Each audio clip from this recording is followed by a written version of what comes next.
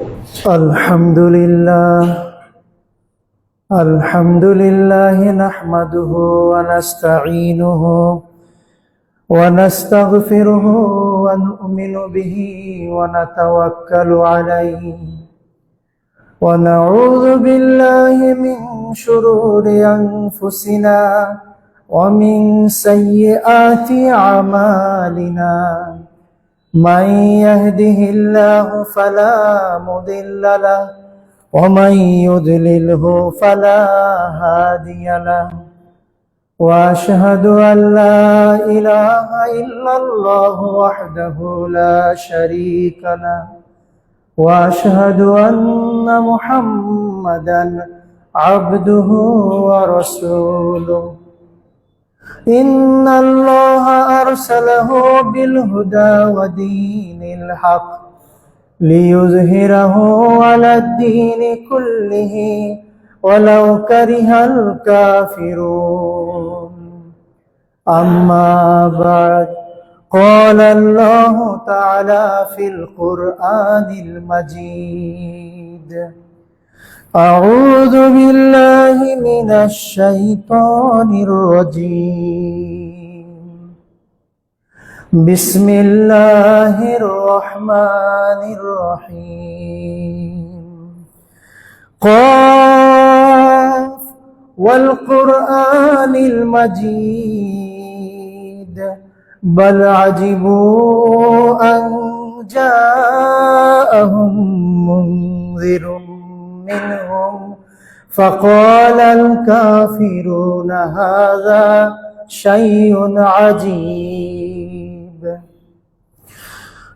أإذا متنا وكنا ترابا ذلك رجع بعيد. قد علمنا ما تنقص الأرض منهم وعندنا كتاب حفيظ. بل كذبوا بالحق لما جاءهم فهم في أمر مريج. أفلم ينظروا إلى السماء فوقهم كيف بنيناها وزيناها وما لها من فروج. والأرض مددناها وألقينا فيها رواسي وأنبتنا فيها من كل زوج بهيج تبصرة وذكرى لكل عبد منيب. قال رسول الله صلى الله عليه وسلم: إن خير الحديث كتاب الله وخير الهدي هدي محمد صلى الله عليه وسلم وشر الأمور محدثتها وكل محدثة بدعة وكل بدعة ضلالة وكل ضلالة في النار. আলহামদুলিল্লাহ, যাবতীয় প্রশংসা আল্লাহ রাব্বুল আলামিনের জন্য, যিনি আমাদেরকে এই পবিত্র দিনে, সাপ্তাহিক ঈদের দিনে, এই জুমআর দিনে তার ঘরে সমবেত হবার, সালাত আদায় করার তৌফিক দান করেছেন। তারই জন্য আমাদের অন্তরের অন্তঃস্থল থেকে সবটুকু ভালোবাসা, শ্রদ্ধা, ভক্তি নিঃসৃত আমাদের বাণী, যেটা আল্লাহ শিখিয়েছেন, আমরা বলি আলহামদুলিল্লাহ। দরুদ এবং সালাম পেশ করছি সর্বকালের সেরা মানুষ, আমাদের প্রিয়তম মানুষ, পৃথিবীর শ্রেষ্ঠতম ব্যক্তিত্ব মুহাম্মদুর রাসূলুল্লাহ সাল্লাল্লাহু আলাইহি ওয়াসাল্লামের প্রতি। আমরা বলি আল্লাহুম্মা সাল্লি আলাই, আল্লাহুম্মা বারিক আলাই। তার পরিবার পরিজন, সঙ্গী সাথী, তার অনুসারী পৃথিবীর শুরু থেকে আজ পর্যন্ত এবং আগামী দিনেও যারা আসবেন এবং আল্লাহর দিন অনুসরণ করবেন, আল্লাহ আমাদের সবাইকে তার রহমতের ছায়ায় আশ্রয় দান করুন। সবাই বলি আমিন। সাভার বাজারে এই ঐতিহ্যবাহী মসজিদ, যেটা আলহামদুলিল্লাহ এখন বড় হয়েছে, অনেক আধুনিক সুবিধা এখানে এসেছে, ফ্যান এসেছে, এসি এসেছে, সব সুবিধাই মাশাআল্লাহ এসেছে। যারা এটা শুরু করেছিলেন এই মসজিদ, যারা এতদিন দেখাশোনা করেছেন, খেদমত করেছেন, এখন করছেন, আগামী দিনেও করবেন, আল্লাহ রাব্বুল আলামিন এই সব খেদমতের বিনিময়ে আমাদেরকে যেন জান্নাতুল ফেরদাউসে জায়গা করে দেন। সবাই বলি আমিন। যারা মুসল্লি হিসেবে এখানে সমবেত হই, এরাই মূলত মসজিদের সবচেয়ে আসল সৌন্দর্যটাই সৃষ্টি করি। এই জন্য মুসল্লি ভাইদের জন্য দোয়া, তারা যেন নিজেরাও আসতে পারেন, পরিবার পরিজনদের নিয়ে আরো বেশি করে আসতে পারেন, এই মসজিদের উন্নয়নে যেন তারা আর্থিক কোরবানি আরো বেশি পেশ করতে পারেন। আল্লাহ সেই তৌফিক দান করুন। সবাই বলি আমিন। আলহামদুলিল্লাহ, আজকের জুমার খুতবা আর মসজিদের এই নতুন সজ্জা আর বাংলাদেশের নতুন অধ্যায়, সবকিছু মিলিয়ে আজকের জুমাটা একটা ঐতিহাসিক জুমা। আলহামদুলিল্লাহ, যে বাংলাদেশি বা বাঙালি হিসেবে আমরা সেই পাকিস্তান আন্দোলনও করেছি, আমরা আমাদের ভূখণ্ডেই থেকেছি, কোথাও হিজরত করতে হয়নি। আলহামদুলিল্লাহ, 69-এর গণ অভ্যুত্থান, সেই অভ্যুত্থানের পরেও আমরা বাংলাদেশেই আছি, আমাদের নিজ বাড়িতেই আছি, কোথাও হিজরত করতে হয়নি। আলহামদুলিল্লাহ, 90-এর গণ আন্দোলনে যখন দীর্ঘদিন একটা সরকারের পতন হলো, তখনও আবার আমরা স্বপ্ন দেখেছি যে আমরা একটা নতুন বাংলাদেশ গড়ে তুলব, চেষ্টাও করা হয়েছে। আবার 5ই আগস্ট আবার নতুন একটা অভ্যুত্থান ঘটলো, তারপরে আজকের এই জুমা। সবসময় আমরা আশা করি ভালো কিছু হোক, ভালো কিছু হওয়ার আশা করাটাই আমাদের স্বভাব।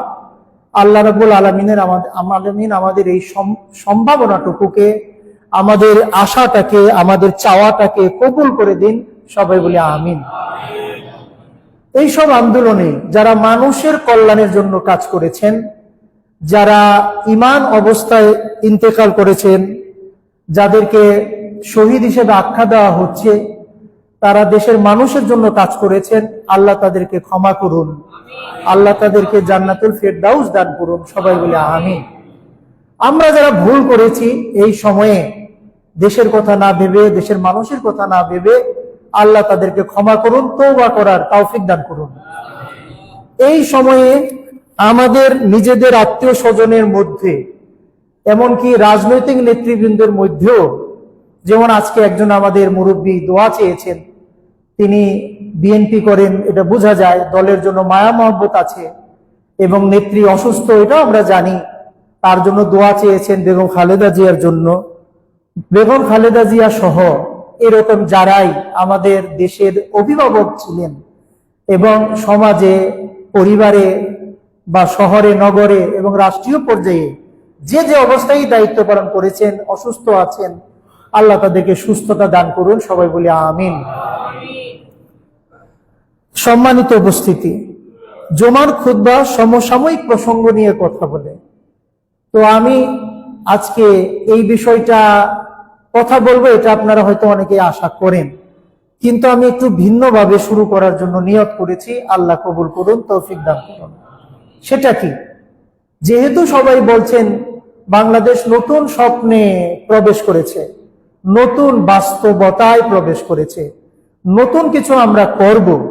আমাদের ছাত্ররা আগে কখনো ঝাড়ু দেয়নি রাস্তা এইভাবে, আমাদের ছাত্রীরা এভাবে ট্রাফিক পুলিশের দায়িত্ব পালন করেনি। এই যে নতুন একটা স্বপ্নের সম্ভাবনা দেখা দিয়েছে, আল্লাহ রাব্বুল আলামিন এই আগামী দিনের এই প্রজন্মকে, যারা আগামী দিনে আমাদের দেশকে নেতৃত্ব দিবেন, তাদেরকে সত্যিকারের মুসলমান হয়ে, সত্যিকারের মানুষ হয়ে দেশ এবং জনগণের সেবা করবার তৌফিক দান করুন। সবাই বলে আমিন। এই স্বপ্নের সম্ভাবনার জন্যই বলছি যে আজকে আমি একদম শুরু থেকে শুরু করার একটা নিয়ত করেছি। সেইটা কি? আমরা সবসময় খুতবাতে বেশ কিছু আরবি কথা বলি, যেটা রসুল সাল্লাল্লাহু আলাইহি ইসলামের সুন্নাত। তিনি এগুলা খুতবা দিতে গিয়ে বলেছেন, আমরাও সেটা অনুসরণ করে বলি, কিন্তু সেগুলার অর্থ আমরা অনেকেই জানি না। না জানবার কারণে আমরা শুনি, অথবা কারো অলসতাও আসতে পারে। কিন্তু আমি মনে করছি সেই শুরু থেকে একটু শুরু করা দরকার। প্রথমে আমি যেটা বলতে চাই, যে আমরা শুরুই করি যে আলহামদুলিল্লাহ, আল্লাহর প্রশংসা করি এই কালেমা দিয়ে। এই কালেমা দিয়ে আমরা প্রশংসা যে করি, কেন করি, এই ব্যাপারে আমি গত রমাজানে আপনাদের সামনে কিছু কথা বলেছিলাম। আজকে ওই কথাগুলোকে আর একটু সাজিয়ে বলার চেষ্টা করতেছি। সেটা হলো যে, আপনারা জানেন সূরাতুল ইব্রাহিমে আল্লাহ রাব্বুল আলামিন বলেন, আউযু বিল্লাহি মিনাশ শাইতানির রাজীম وَإِذْ قَالَ مُوسَى لِقَوْمِهِ اذْكُرُوا نِعْمَةَ اللَّهِ عَلَيْكُمْ।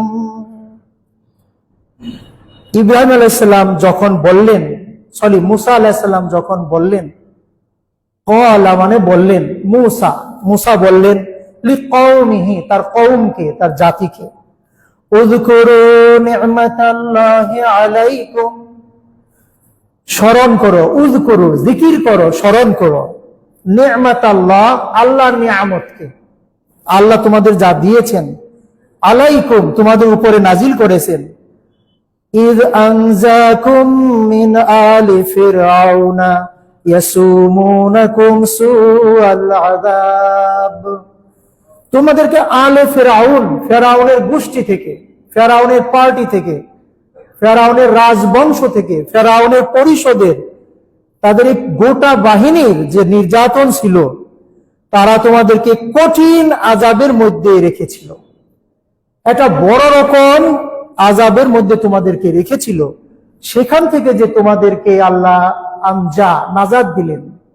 আনজার নাজাত বাংলা শব্দের মধ্যে মিল আছে, যদিও নাজাত বাংলা শব্দ না। এই যে মুক্তি দিলেন, তাহলে তোমাদের দায়িত্ব কি? উযকুরু, আল্লাহর কথা স্মরণ করো, তার শুকরিয়া আদায় করো। কি করতো ফেরাউন? ওয়ায়ুযাব্বিহুনা আবনাআকুম, যাববিহ, জবাই করতো, আবনা, তোমাদের ছেলেদেরকে, পুরুষদেরকে, ওয়ায়াস্তাহিয়ুনা নিসাআকুম, ইয়াস্তাহি, হাই, জীবিত রাখতো, নিসাআকুম, তোমাদের মেয়েদেরকে, নারীদেরকে, পুরুষ শূন্য করতো তোমাদের জাতিটাকে, শুধু মেয়েদের বাঁচিয়ে রাখতো। আপনারা জানেন ফেরাউনের যে অত্যাচারের এই স্টাইল, পুরুষদেরকে মেরে ফেলা আর নারীদেরকে জীবিত রাখা, এই স্টাইল এই যুগেও কিন্তু চালু আছে। এখনো যখন অত্যাচার হয় অথবা ভুয়া জুলুমের খবর আসে, গ্রামে গ্রামে অভিযান চালানো হয়, পুরুষ শূন্য হয়ে পড়ে গ্রাম, আর নারীরা হয়ে পড়ে অরক্ষিত। বসনিয়া হার্জেগোভিনার কথাই যদি ধরেন, ফিলিস্তিনের কথাই যদি ধরেন, কাশ্মীরের কথাই যদি ধরেন, পৃথিবীর যত জায়গায় এরকম মুসলমানদের উপর অত্যাচার আসে, সেখানে এই কাজটাই এখনো হয়। পুরুষদেরকে মেরে ফেলা হয়, নারীদেরকে জীবিত রাখা হয়, এবং নারীদের সাথে অবৈধ কাজ করা হয়, এবং বলে তোমাদের গর্ভে আমরা আমাদের জাতিকে জন্ম দেব। এটা এই আধুনিক যুগেও চালু আছে, ফেরাউনের যুগেও এটা ছিল। এবং আমাদের দেশ সহ যেসব দেশে এরকম জুলুম চলে, সব দেশেই কিন্তু আমরা দেখি এই ঘটনাটা ঘটে, যেটা সেই প্রাচীন যুগে মুসা আলাইহিস সালামের যুগে ঘটেছে। অফি যালিকুম বালাউম মির রাব্বিকুম আযীম, এই যে অবস্থাটা ছিল, এটা বালা মুসিবত, আমরা বাঙালিরাও বুঝি, যদিও শব্দটা আরবি। এই যে বালাটা ছিল তোমার মহান রবের পক্ষ থেকে, এইটা ছিল একটা শাস্তি, একটা পরীক্ষা। তোমরা তোমাদের যে কাজ, তোমরা তোমাদের যে দায়িত্ব, তোমাদের যে হক, আল্লাহর যে নিয়ামতের শুকর আদায় করা, এই কাজগুলো যদি ঠিক মতো না করি, তাহলে দেখা যায় আমরা ভাবি যে আমি তো সালাত আদায় করছি, কিন্তু এত বিপদ আপদ কেন আসছে? আল্লাহ রাব্বুল আলামিন এবং বিপদ আপদ দিয়ে আমাদেরকে এইভাবেই পরীক্ষা করেন। মূসা আলাইহিস সালাম স্মরণ করিয়ে দিলেন, দীর্ঘদিন মূসা আলাইহিস সালাম আসার আগে এই জাতিগুলো, যদিও বাবা আদম প্রথম মানুষ, প্রথম নবী, প্রথম শিক্ষক, সেই মানুষটা প্রথম ওহী নিয়েই পৃথিবীতে এসেছেন। এরপরে আমরা মানুষেরা, প্রাচীন যুগের মানুষেরা কি করেছি? বারবার নবীদের অস্বীকার করেছি, বারবার বিরুদ্ধাচরণ করেছি, মূর্তি পূজা করেছি, শয়তানের পথে হেঁটেছি, আর বারবার এরকম বিপদ এসেছে, আবার নবী পাঠাতে হয়েছে। এইটা হলো মানুষের ইতিহাস। মূসা আলাইহিস সালাম বলছেন, ওয়াইয তাআযানা রাব্বাকুম, যখন তোমাদের রব কোনো ঘোষণা দেন, লা ইন শাকারতুম, কোন নিয়ামতের ঘোষণা, কোন ভালো কাজের ঘোষণা, কোন ভালো পরিস্থিতির ঘোষণা, লা ইন শাকারতুম, ইন যদি, শাকারতুম শুকরিয়া আদায় করো, তোমরা যদি এই নিয়ামত পেয়ে শুকরিয়া আদায় করো, লা আযীদান্নাকুম, আমি তোমাদের এই নিয়ামতকে বাড়িয়ে দেব, জিয়াদা করে দেব। আযীদান্না জিয়াদা একই শব্দ, তোমাদের এই নিয়ামতকে আমি জিয়াদা বানিয়ে দিব। সুবহানাল্লাহ। ওয়ালাইন কাফারতুম, ইন যদি, কিন্তু যদি, কাফারতুম অস্বীকার করো, ভুলে যাও, যদি শুকরিয়া আদায় না করো, ইন্না আযাবি লাশাদীদ, আল্লাহ এটা স্মরণ করিয়ে দিয়েছেন মূসা আলাইহিস সালামের জবানে। আল্লাহ বলছেন যে তোমাদের রব যখন কোনো নিয়ামতের ঘোষণা দেন, কোনো বরাদ্দ দেন, যেটা তোমাদের কাছে আসে, তখন যদি তোমরা তার শুকরিয়া আদায় করো, তাহলে আমি নিয়ামত বাড়িয়ে দেব। সুবহানাল্লাহ। আর যদি সেটা না করো, ইন্না আযাবি, নিশ্চয়ই, ইন্না মানে নিশ্চয়ই, আযাবি আমার আযাব, আমার শাস্তি, লা শাদীদ, লা মানে নিশ্চয়ই, শাদীদ মানে শক্ত, কঠিন, আমার শাস্তিটা বহুত কঠিন, আমি মহাশাস্তি দেব সেখানে। তো এখান থেকে বোঝা যায় যে যখনই আমরা কোনো নিয়ামত পাবো, এটা আমাদের দায়িত্ব এবং কর্তব্য, আমরা যেন সবাই বলি আলহামদুলিল্লাহ। এটা যদি না করি তাহলে নাশকর করা হবে, অকৃতজ্ঞতা হবে। মানুষ হিসেবেও এটা নাশকরি করা খারাপ কাজ। আর আমার রব আমাকে না চাইতেই দিলেন, তার শুকরিয়া যদি আদায় না করি, তাহলে তো ভয়ঙ্কর একটা নিমক হারামি বা অকৃতজ্ঞতা। এই জন্য আমরা এখানে কি বলি খুতবাতে, আলহামদুলিল্লাহ, নাহমাদুহু, হে আল্লাহর, ওই আল্লাহর আমরা শুকরিয়া আদায় করি, তার আমরা কৃতজ্ঞতা আদায় করি, তার প্রশংসা করি। কেন করি? মূসা আলাইহিস সালামের জবানে আল্লাহ রাব্বুল আলামিন আল কোরআনে যে আয়াতটা উল্লেখ করেছেন, সেই আয়াতে তিনি বলছেন শুকরিয়া স্বরূপ আমাদের আল্লাহ, মানে কোন নিয়ামত পেলেই আমাদেরকে শুকরিয়া আদায় করতেই হবে। এই জন্য আমরা বলি আলহামদুলিল্লাহ। এখন কি আমরা মনে করব যে আল্লাহ আমাদের শুকরিয়া চান, তিনি নিয়ামত দিলেন, গিভ অ্যান্ড টেক, আর বিনিময়ে তিনি আমাদের শুকরিয়া চান? না। ফাকালা মূসা, কালা মানে বললেন, মূসা আবার বললেন, কি বললেন? ইন তাকফুরু আনতুম, তোমরা যদি অস্বীকার করো, যদি শুকরিয়া আদায় না করো, তোমরা যদি এই কাজটি না করো, ওয়ামান ফিল আরদি জামিআ, শুধু তোমরা না, আমার যুগে তোমরা যারা আছো, শুধু তোমরা না, জামিআ সবাই, মান যারা, ফিল আরদে এই পৃথিবীতে, আর্থ মানে পৃথিবী, ইংলিশে যেটাকে আমরা বলি আর্থ, এই পৃথিবীতে আরো যারা আছে, এরা সবাই, খালি তোমরা না, যে কেউ যদি এই অস্বীকার করে, ফাইন্নাল্লাহা লাগানিয়ুন হামিদ, তাহলে জেনে রাখো আল্লাহ কিন্তু গনি, তিনি কিন্তু অমুখাপেক্ষী, তিনি গরিব না, ফকির না, যে তোমাদের প্রশংসার অপেক্ষায় থাকেন, তোমরা প্রশংসা করলে তিনি ধনী হবেন, এমন না। তিনি গানি, নিজে নিজেই গানি, তিনিই সবকিছুর মানে। ও হামিদ, তিনি নিজেই প্রশংসিত। তোমরা প্রশংসা না করলে এই সৌর জগতের 9টা 10টা যে কটাই থাক, এই গ্রহ নক্ষত্র বা আরো যত আছে, ছায়াপথ, আরো যত কিছুই আছে মহাবিশ্বে, এই এত কিছুতে যা আছে, এরা যদি নাও করে, আল্লাহ নিজেই গনি, নিজেই হামিদ, প্রশংসিত তিনি। কারণ তার প্রশংসা করার জন্য এর বাইরের জগতে আরো অনেক আছে, তারা নিজেরাই প্রশংসা করে। সুবহানাল্লাহি ওয়া বিহামদিহি। তাহলে কি বোঝা গেল? যে আমরা আল্লাহর প্রশংসা করব। দেশের এই পরিস্থিতিতে আমরা বিজয় মিছিল করব, নাকি আমাদের প্রতিপক্ষদের বাড়িতে হামলা করব, ভাঙচুর করব, নাকি আমরা 2 রাকাত নামাজ পড়ে আল্লাহকে বলবো যে আল্লাহ, আমাদের আগে যারা শাসক ছিলেন তারা তো আমাদেরই কেউ খালাতো ভাই, চাচাতো ভাই, ফুফাতো ভাই, কেউ ভাই না, তারা যে ভুল করেছে সেখান থেকে যে তুমি আমাদেরকে নিজ দয়ায় বের করে এনেছো, তোমার শুকরিয়া জানাই। আর এই ভালোটা যেন আজীবন টিকে থাকে, তুমি যে তৌফিক দান করো। এইটা হবে এই নিয়ামত পাওয়ার পরে, নতুন এই পরিস্থিতি পাবার পরে আমাদের দায়িত্ব এবং কর্তব্য। তাছাড়া আমাদের কোনো উপায় নেই।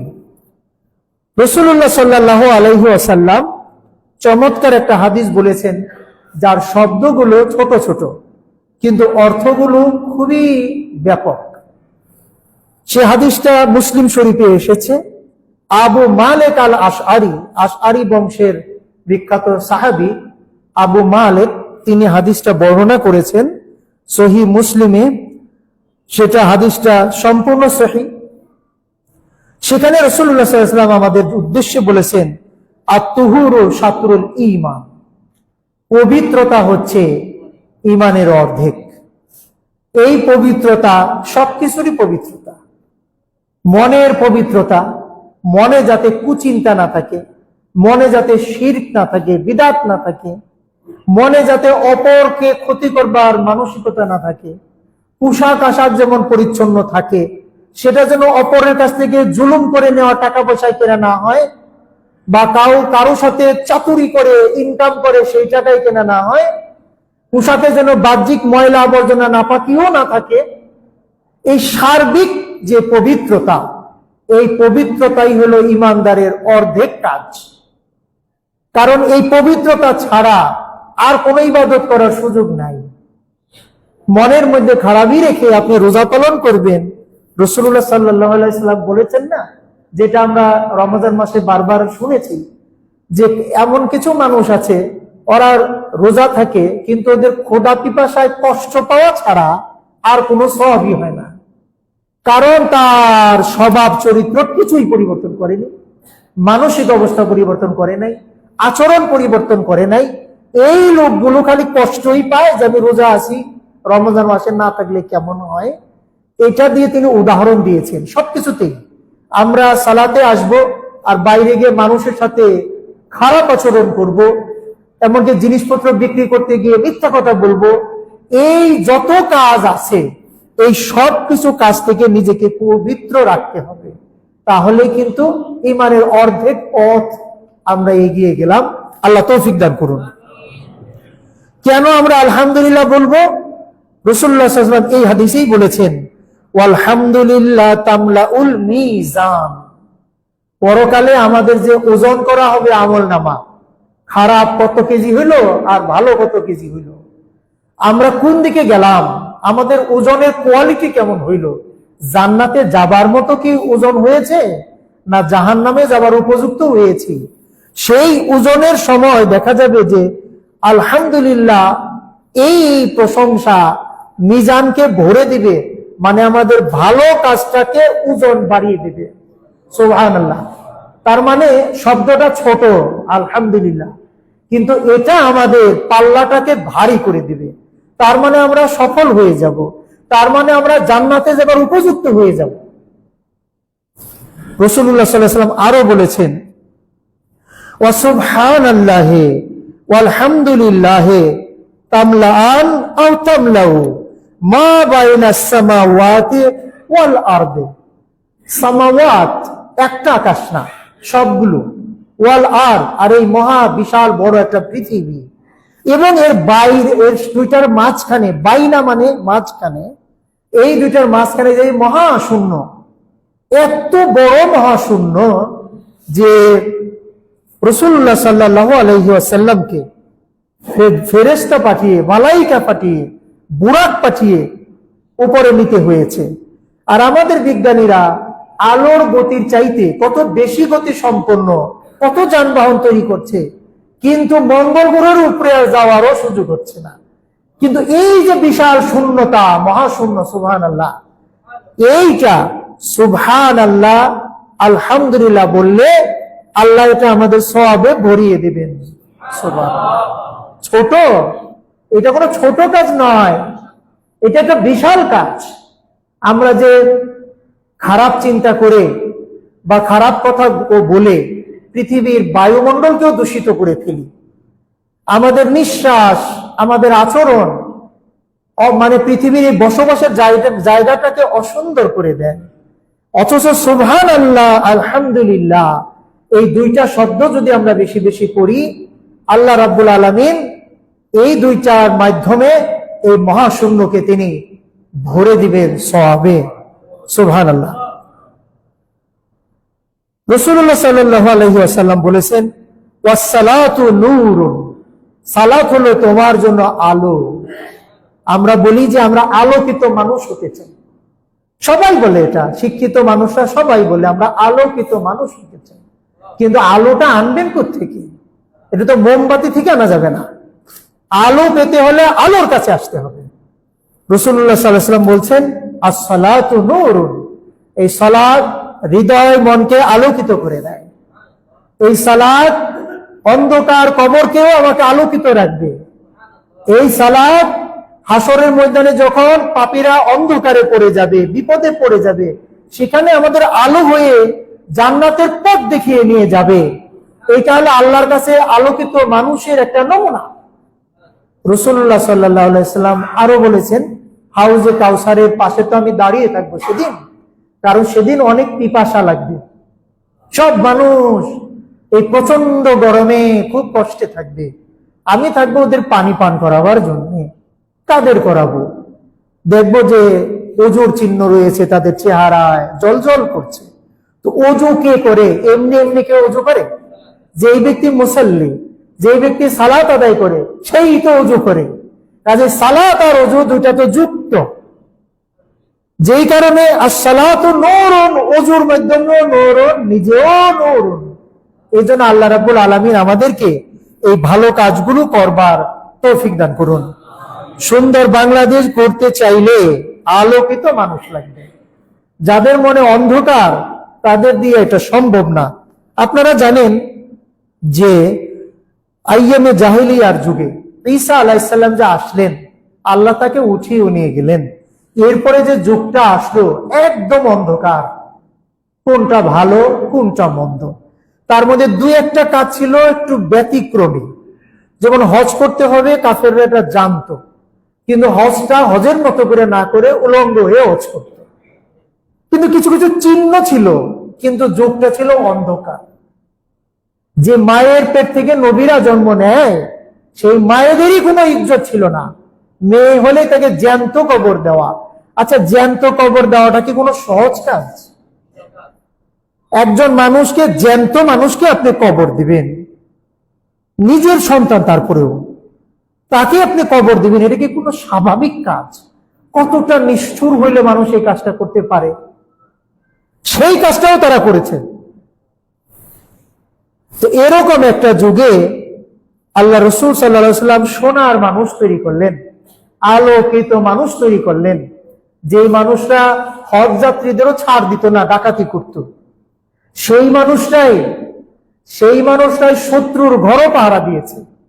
মক্কা বিজয়ের সময় গণহত্যা চলার কথা, কিন্তু না, গণহত্যা হয়নি। সেই মানুষগুলো শত্রুকেও আশ্রয় দিয়েছে। যেই শত্রু সর্দার যুদ্ধের ময়দানে কত মানুষ, কত সাহাবী মেরেছে, কিন্তু সে হেদায়েত পাক, এই আশায় সাহাবীরা তার গায়ে গ্রেপ্তার হওয়ার পরে আঘাত করেননি। এইটা হলো এক্সাম্পল। বাংলাদেশে আমরা কেমন বাংলাদেশ গড়তে চাই, এরকম আলোকিত মানুষ হইতে হবে। আমার বিরোধী বলেই তাকে মেরে ফেলবো বা তাকে ভাঙচুর করব, এই থেকে বেরিয়ে না আসলে আমরা কাকে মারবো? এটা মেজরিটি মুসলমানদের দেশ। এই দেশে সবাইকে নিয়ে ভালো থাকতে পারলেই ভালো। আর যদি একজন আরেকজনের দুশ্মন হয়ে যায়, যে মারবো আর যে মরবো দুইজনই মুসলমান। রাসূলুল্লাহ সাল্লাল্লাহু আলাইহি ওয়াসাল্লাম আর কি বলেছেন যেন, যে তোমরা জালেম আর মজলুম দুইজনকে সাহায্য করো। সাহাবীরা অবাক হয়েছিলেন যে জালেম মজলুমকে তো সাহায্য করব, যাকে মারে তার পক্ষে দাঁড়াবো, তো জালেমকে আবার সাহায্য করব, এইটা ব্যাখ্যা কি? তিনি বলেন জালেমকে থামাবে, তাকে নসিহত করবে যাতে সে জুলুমের আর না আগায়, তাহলে ও তো জাহান্নামে যাওয়া থেকে বেঁচে গেল, আর যে মজলুম সে মার খাওয়া থেকে বেঁচে গেল। আমাদের সার্বিক সামাজিক পরিস্থিতি দেশে এই অবস্থায় তো দাঁড়িয়েছে। এখানে আমরা কেউ জালেম কেউ মজলুম। আর জালেমের আশেপাশে যারা ছিল তারা কখনো জালেমকে সুবুদ্ধি দেয় নাই বলে এত জুলুম হয়েছে। কি করে আয়না ঘরে এত মেধাবী মানুষগুলা থাকলো? কি করে থাকলো? বিবেকহীন এত হয় মানুষ। জ্যান্ত কবর দিয়েছে আইয়ামে জাহিলিয়ার মানুষেরা, এরাও তো জ্যান্ত কবরই দিয়েছে। এখানে তো কত মানুষ ওভাবে মারাই গিয়েছে। এরা একটু এই হাদিসগুলো জীবনে শুনে নাই যে রাসূলুল্লাহ সাল্লাল্লাহু আলাইহি ওয়াসাল্লামের হাদিসগুলো কি ওয়াজ মানে কি?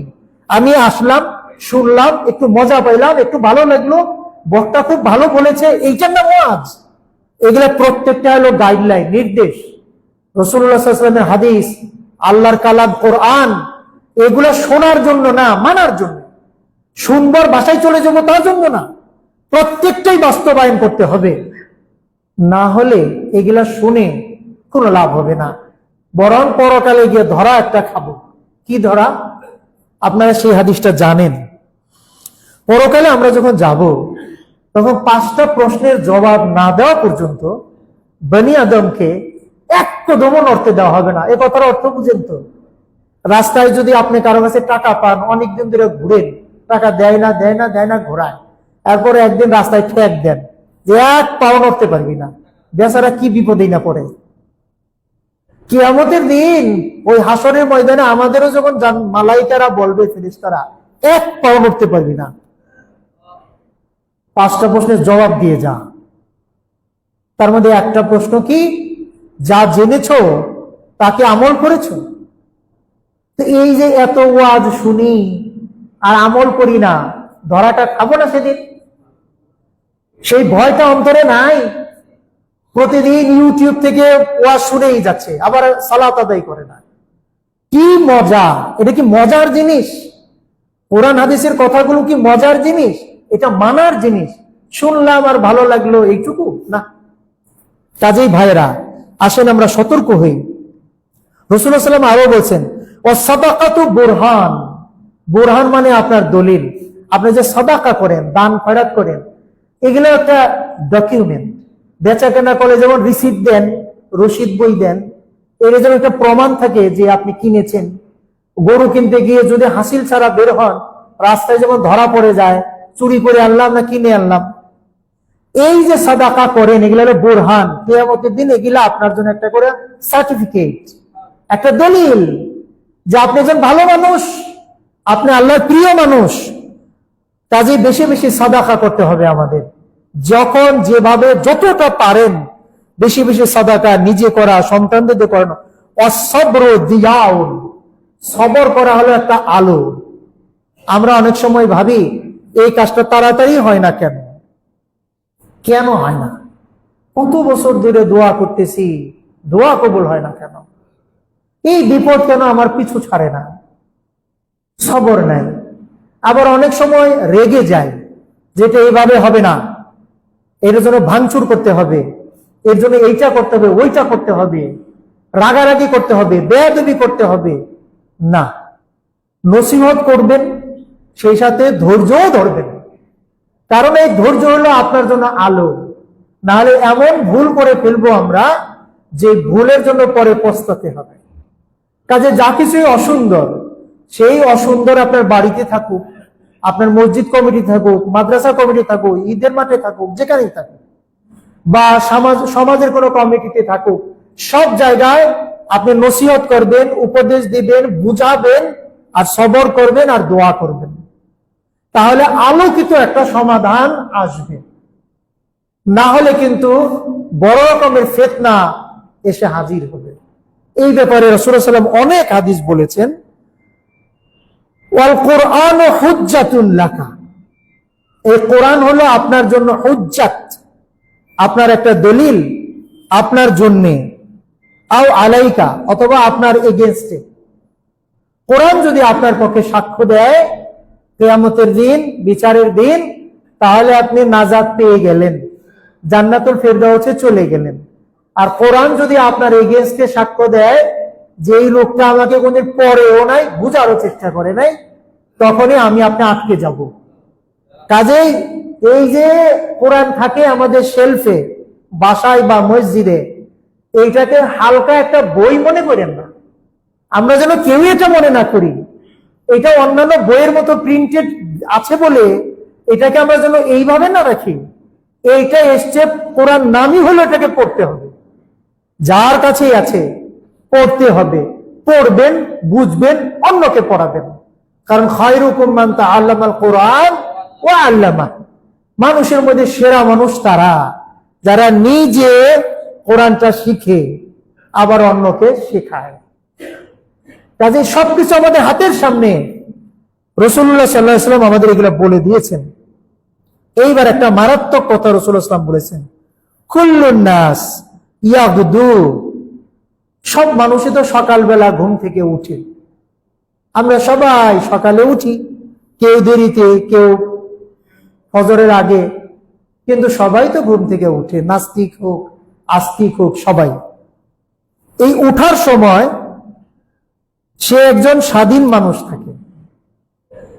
এরপরে ঘটনা ঘটে কি, নাফসা আও মুতিকুহা আও মুবিকুহা, এই লোকটা সকালবেলা তার নফসকে ঘুম থেকে উঠার পরে, তখন তো স্বাধীন মানুষ, কিন্তু এরপরে দুইটা ঘটনা ঘটে।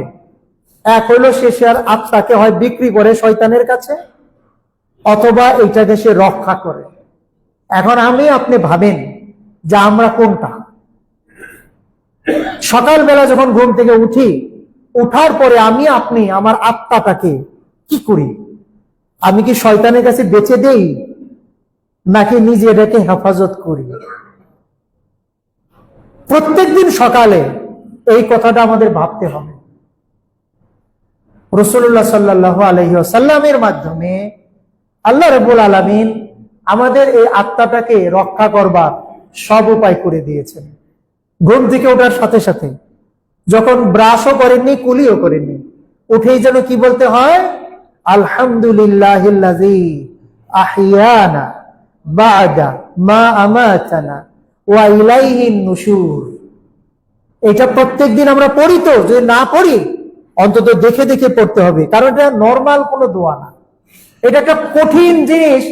আপনার আত্মাকে আপনি বিক্রি করে দিবেন নাকি বাঁচাবেন আল্লাহর পথে রাখার জন্য, এই দোয়ার মাধ্যমে আপনার স্মরণ হয়ে যাবে। আলহামদুলিল্লাহ বলেছিলাম না যে আমরা খুতবাতে যে শব্দগুলা বলি, আজকে সেইটা দিয়েই খুতবা শুরু করব। নাহমাদুহু কেন বলি নাহমাদুহু? তো নাহমাদুহু তো খালি খুতবাই বলবো না, রাসূলুল্লাহ সাল্লাল্লাহু আলাইহি ওয়াসাল্লাম সিস্টেম করে দিয়েছেন, ঘুম থেকে উঠেই নাহমাদুহু বলতে হবে। সেটা কিভাবে? আলহামদুলিল্লাহিল্লাযী, আল্লাহর সব প্রশংসা, সব প্রশংসা তো তার, যিনি আমাকে বাঁচিয়ে তুললেন আমার ঘুমের নামক মৃত্যুর পরে। আবার মনে করছে ওয়া ইলাইহিন নুশুর, তার কাছেই তো আমাকে নসর করতে হবে, মানে ফেরত যেতে হবে। এই দুই তিনটা কথা, আমি মরে গিয়েছিলাম ঘুমের মধ্যে। দ্বিতীয় কথা, তিনি আমাকে বাঁচিয়েছেন। তৃতীয় কথা, আমাকে তো আবার চলে যেতে হবে তার কাছে। এই তিনটা কথা যদি আমি মনে রাখি, তাহলে শয়তান আমার আত্মাটাকে আবার কিভাবে নেয়? তার কোনো চান্সই থাকবে না।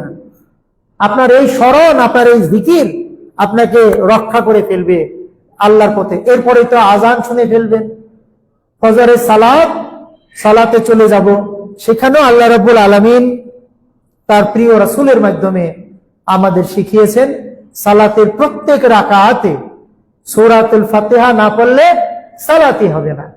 সেখানে কি পড়ি? আলহামদুলিল্লাহি রাব্বিল আলামিন। ওই যে আল্লাহর প্রশংসা, সালাতে প্রশংসা।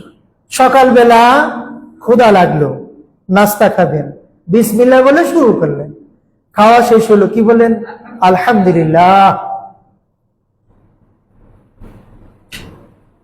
একটা দোকানে গেলেন, ব্যবসা সেন্টারে গেলেন, সেখানে বসলেন, অথবা রাস্তাঘাটে কারোর সাথে দেখা হলো, অথবা মোবাইলে একটা কল আসলো, আসার পরে হ্যালো, তখন আমরা কি বলবো? কেমন আছো? এখানে বাংলাদেশে দুই রকম মানুষ পাওয়া যায়। একেবারে আছি মোটামুটি, আস্তাগফিরুল্লাহ। কিভাবে বলেন আপনি মোটামুটি আছি? কিভাবে বলেন? আমাদের ল্যাঙ্গুয়েজ এত এইভাবে গেল কেন? মোটামুটি কেন? আরবদের কাছে যদি আপনি জিজ্ঞেস করেন কাইফা হালুকা, কেফ হালাক, তাহলে বিখাইরিন আলহামদুলিল্লাহ, ভালো আছি আলহামদুলিল্লাহ। কথার মধ্যে আটকে নেন কথাটা।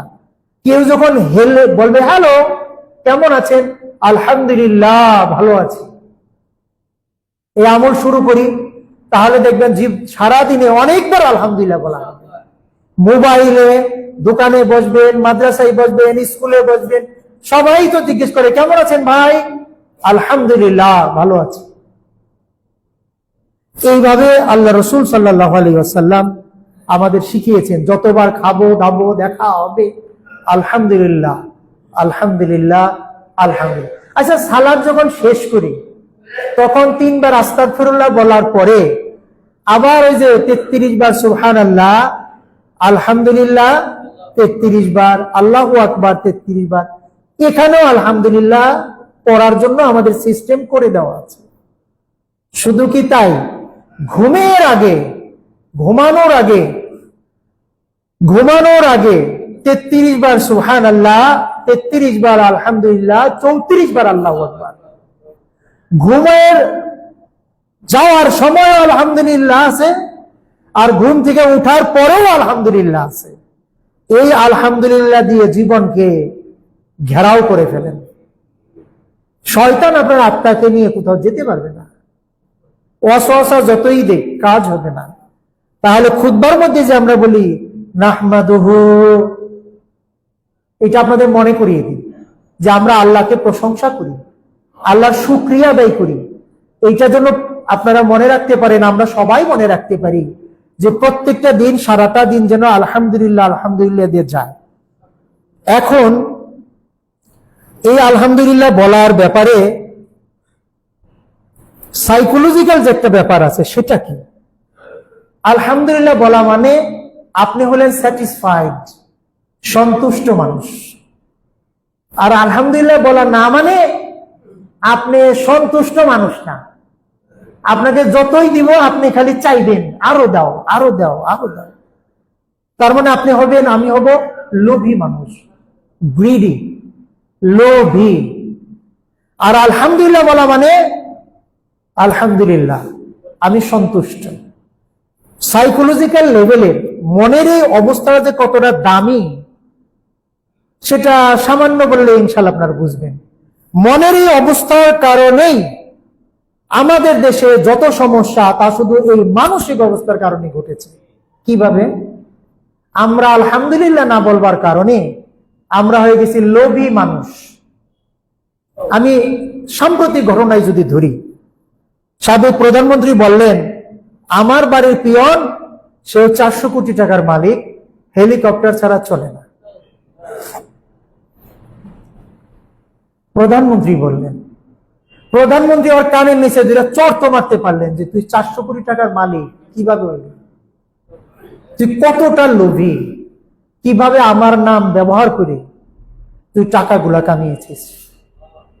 এই যে সাইডের মানুষগুলো, কোম্পানিগুলো, তারা যদি আরেকজনকে ইসলাহ হইতে, সংশোধন হইতে সাহায্য না করে, তাহলে সমাজে করাপশন ঢুকে।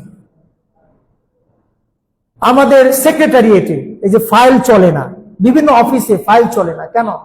তার স্যালারি নাই, স্যালারি আছে কিন্তু সে লোভী, সে স্যালারির বাইরে উপরি আশা করে, এই উপরির কারণে তার লোভ বাড়তে থাকে। খেয়াল করেছেন? শুধু মানসিক অবস্থার কারণে। সে যদি বলতো আলহামদুলিল্লাহ তাহলে হতো না। এই যে সম্পদের লোভ, আলহামদুলিল্লাহ বললে আল্লাহ বারাকা দিতেন। প্রথমে আমরা শুরু করেছি লা আজিদান্নাকুম, আল্লাহ বলছেন জিয়াদা করে দিব, কিন্তু আলহামদুলিল্লাহ বলি নেই। এখন খালি লোভ, আজকে তো ঘুষ নিলাম 10,000, কালকে নেব 20,000, আজকে নিলাম 1 লাখ, কালকে কোনটাকে ধরা যায় 10 লাখ নিব। কি করবেন এই টাকা দিয়া? টাকা কি আলু ভর্তার মতো বানিয়ে খাবেন, নাকি কবরে ওখানে একটা বেড বানাবেন টাকা দিয়ে? কি করবো আমরা এগুলো দিয়ে? সবাই কি খাওয়া সম্ভব হবে? কিন্তু লোভ আমাদের কি করেছে যে আমরা লোভের কারণে কত ফাইল আটকে রেখে, কত মানুষকে নির্যাতন করে, গ্রেফতার করে, আবার বলে যে টাকা না দিলে রিমান্ডে নেব। প্রত্যেক আসেই এই সাইকোলজি, এই যে মানসিক অবস্থা, এইখান থেকে তো এগুলো বের হচ্ছে। কিন্তু এই লোকটা যে পদে চাকরি করুক, সে যদি বলতো আলহামদুলিল্লাহ, তাহলে লোভও তারে পেয়ে বসতো না। আর রাষ্ট্রের উপর থেকে নিচ পর্যন্ত, এমনকি ব্যবসা ক্ষেত্রে, এমনকি সব জায়গায়, তাহলে আমাদের কিন্তু এই দুরবস্থা দেখা যেত না। আমরা অনেক সময় সমাধান করবার জন্য অনেক ফর্মুলা খুঁজি, বিদেশিদের কাছে যাই, এর সমাধান কি, এর সমাধান কি? অথচ আল্লাহ রাব্বুল আলামিন রাসূলুল্লাহ সাল্লাল্লাহু আলাইহি সাল্লামের মাধ্যমে এই ছোট্ট ছোট্ট কথা দিয়ে আমাদের কিন্তু শিখিয়ে দিয়েছেন পৃথিবীতে শান্তির সাথে বসবাস করতে গেলে কি করা লাগবে, আর জান্নাতে যাইতে গেলেও কি করা লাগবে। ছোট্ট একটা শব্দ আলহামদুলিল্লাহ, এইটা আপনার পুরা মানসিক অবস্থায় পরিবর্তন করে দেবে। লোভ আসবে না তো করাপশন আসবে না। লোভ কি খালি টাকার লোভ, ক্ষমতার লোভ নেই? প্রথমে হবে কমিশনার, তারপরে হবে বা উপজেলা চেয়ারম্যান, তারপরে হবে এমপি, তারপরে মন্ত্রী, তারপরে প্রধানমন্ত্রী। এই লোভের কারণে সে একটা নেটওয়ার্ক তৈরি করে, সেই নেটওয়ার্কের সাথে আবার কিছু গুন্ডা বাহিনীও প্রতিপালন করে এবং ত্রাসের রাজত্ব কায়েম করে, প্রতিপক্ষকে গুপ করে হলেও, আয়না করে পাঠিয়ে হলেও, যেভাবেই হোক। যে কাজগুলো করেছেন আপনি তো জানেন যে একজন মানুষকে হত্যা করা আর পুরা মানব জাতিকে হত্যা করা একই কথা। মনে ছিল না এত ক্ষমতার লোক কি করে আসে? আমি কিন্তু শুধু সাবেক সরকারে যারা করেছে তাদের কথা বলছি না, এটা একবারে সবার জন্য, আমার জন্য, সবার জন্য।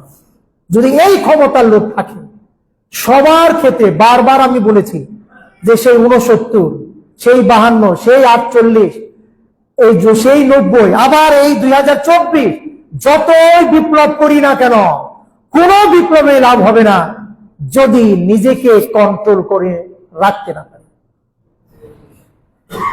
সোনার মানুষ আকাশ থেকে বৃষ্টির মতো পড়বে না। আপনাকেই আপনার সাইকোলজিক্যাল অবস্থায় চেঞ্জ করে নিজেকেই চেঞ্জ করতে হবে। তার জন্য দেখেন আলহামদুলিল্লাহ কত বড় শব্দ। আল্লাহ রাব্বুল আলামিন আমাদেরকে সাবধান করেছেন বারবার। আউযু বিল্লাহি মিনাশ শাইতানির রাজীম, সূরা তাকাসুর কি বলেছেন?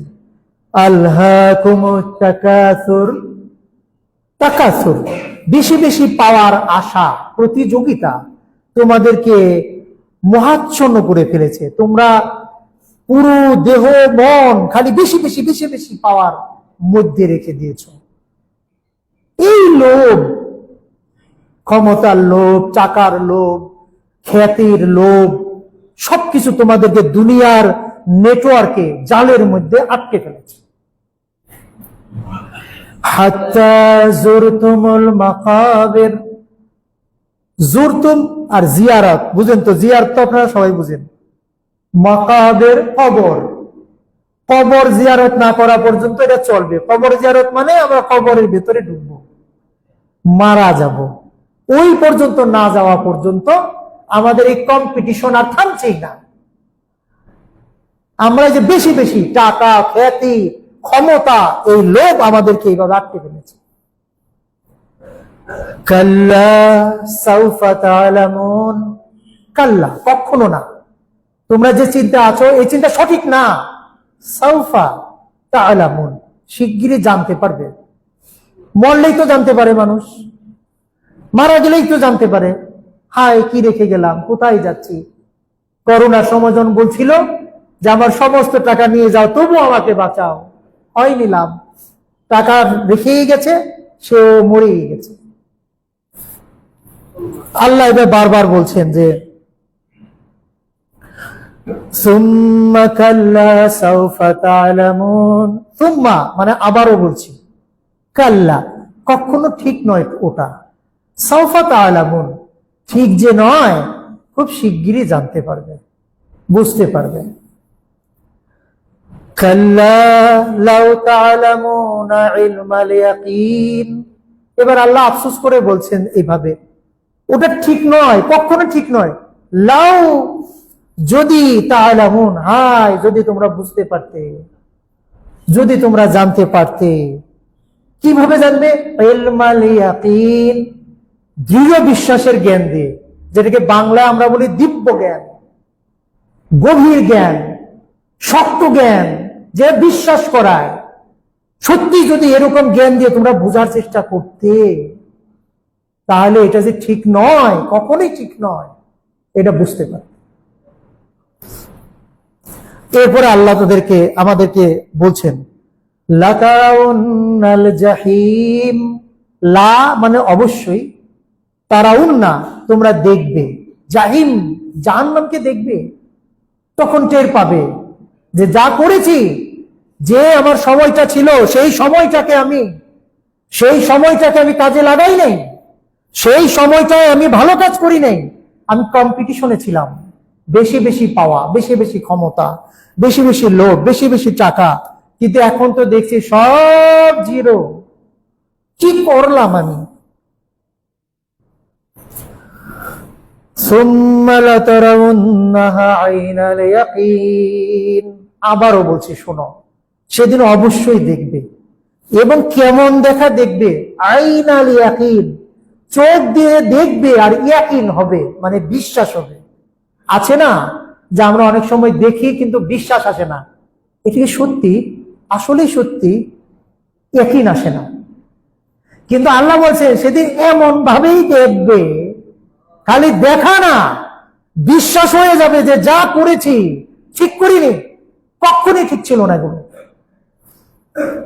এরপরে দেখুন, সুম্মা লাতুসআলুন্না ইয়াওমাইযিন আনিন নাঈম, আবার বলছি শোনো, লাতুসআলুন্না, সওয়াল করা হবে তোমাকে, সওয়াল তুসআলুন্না একই শব্দ, তোমাকে অবশ্যই সওয়াল করা হবে, মানে প্রশ্ন করা হবে। কি ব্যাপারে?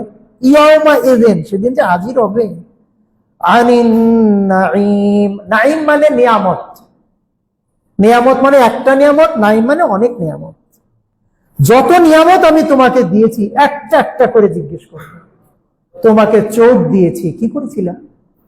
হাত দিয়েছিলাম, কি করেছিলাম? পা দিয়েছিলাম, কি করেছিলাম? ব্রেন দিয়েছিলাম, কি করেছো? ভাবো, সেই ভয়াবহ দিনের কথা ভাবো। আল্লাহ আমাদের সবাইকে ভাববার তৌফিক দান করুন।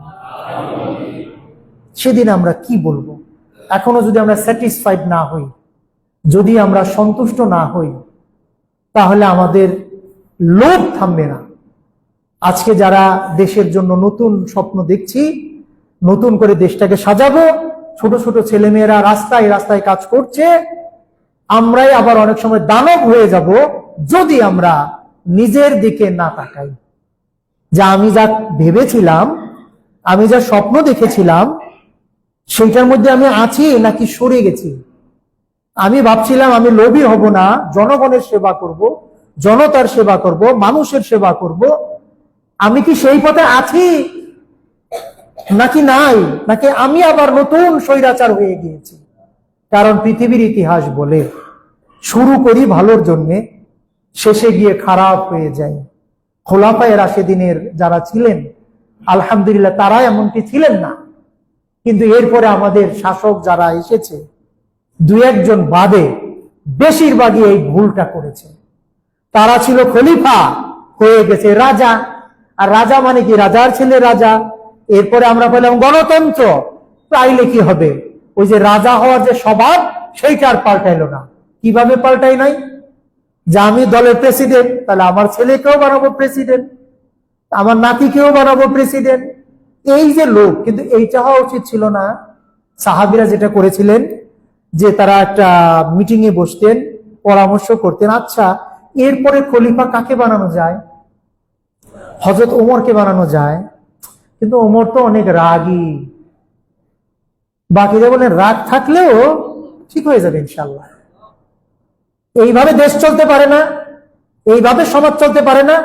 নাকি এগুলা শুধু খুতবার মধ্যে খালি বক্তৃতা শুনবো? এইভাবে নয়। আসেন আমরা সবাই সংশোধন হই, নালে যে স্বপ্ন দেখছি সেটা হবে না। দেশের কথা কেন বলি? দেশ ছাড়া কি ধর্ম টিকে? মদিনায় যদি রাসূল সাল্লাল্লাহু আলাইহি ওয়াসাল্লাম না যেতে পারতেন, তাহলে ইসলামের হুকুম আহকাম গুলা কোথায় তিনি কায়েম করতেন? কোথায়? কিন্তু আমরা অনেকে আবার দেশের কথা কম বলি, শুধু ধর্মের কথা বলি না। দেশকে নিয়েই ধর্মের কথা ভাবতে হবে, কারণ দেশটাকে ঠিক না করলে ধর্ম টিকবে না, ধর্ম বাঁচবে না। ধর্মকে বাঁচানোর দেশ দরকার। যেমন কাশ্মীরকে ঠিক করা দরকার, তাহলে মুসলমানরা ভালো থাকবে। ফিলিস্তিনকে ঠিক না করলে মুসলমানরা ভালো থাকবে কিভাবে? এই জন্য দেশটাকে আপন মনে করে ভাবতে হবে যে দেশ হলো আমার দিন কায়েমের জায়গা, কাজে এটাকে ঠিক না করলে আমার দিনও ঠিক থাকবে না। আল্লাহ আমাদের সবাইকে, আমি সহ সবাইকে এই কথাগুলো বুঝবার, আমি আজকে শুধু আলহামদুলিল্লাহ এটা কিছুটা ব্যাখ্যা করার চেষ্টা করলাম। কেন আমরা বেশি বেশি আলহামদুলিল্লাহ বলবো, নিজেকে কিভাবে সংশোধন করার জন্য। আল্লাহ যেন আমাদেরকে এই কথাগুলো মানার, অন্যকে জানানোর, এর মাধ্যমে জীবনকে সাজাবার তৌফিক দান করেন। আল্লাহ তুমি কবুল করো। বারাকাল্লাহু লানা ওয়া লাকুম বিল কুরআনিল আযীম। আস্তাগফিরুল্লাহ।